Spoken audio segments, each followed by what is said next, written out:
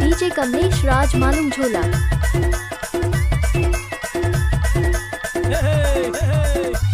DJ Kamlesh राज।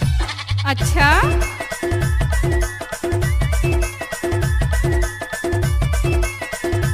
ओए होए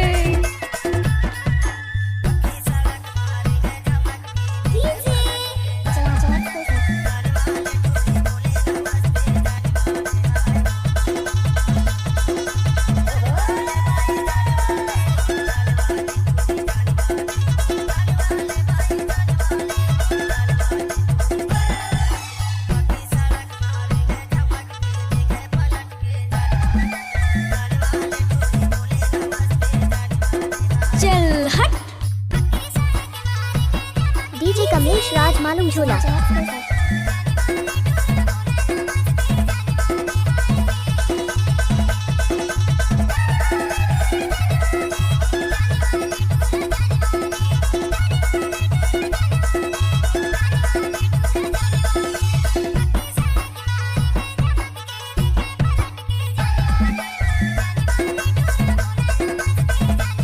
मतलब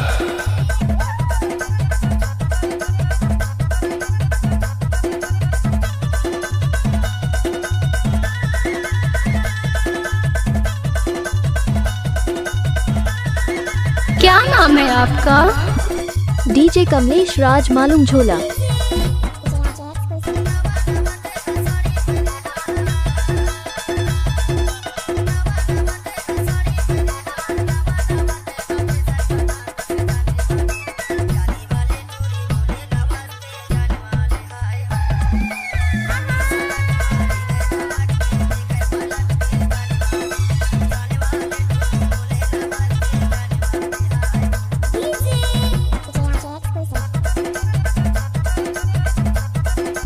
मिक्स बार डीजे कमलेश राज मालूम झोला। हाय